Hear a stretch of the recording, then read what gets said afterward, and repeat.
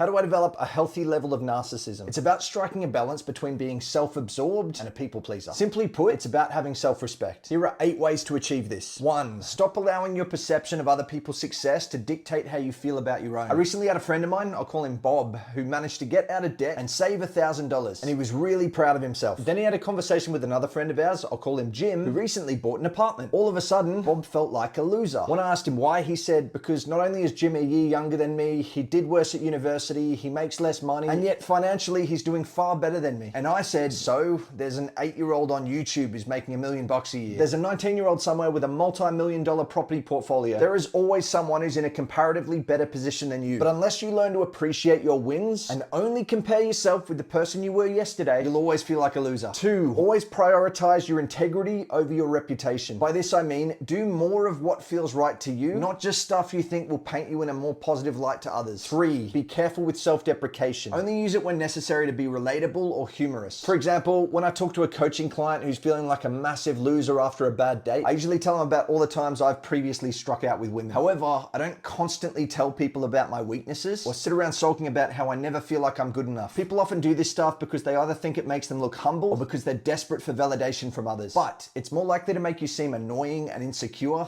and the more you do it, the more your subconscious starts to believe it, which can eventually put you in a state of perpetual anxiety and depression. 4. List down your strengths and find healthier ways to utilize them. For example, if you're great at arguing with strangers on the internet, get off social media and join a debate club. 5. List down your weaknesses and find opportunities for improvement. For example, if your shoulders are your weakest muscles at the gym, do the work required to make them your strongest. 6. Learn to say no to things. People pleasers often believe that saying yes to everything is the key to being liked. But in reality, saying yes just satisfies people's selfish short-term desires. And generally speaking, people are far more likely to admire the man who has enough self-respect to say no. 7. Practice liking yourself in spite of your imperfections and forgiving yourself for your past mistakes. And 8. Give yourself a reason to be self-respecting. This means work hard, stick to your promises, prioritize your health and fitness, save money, set and retain boundaries with others, and develop practical skills.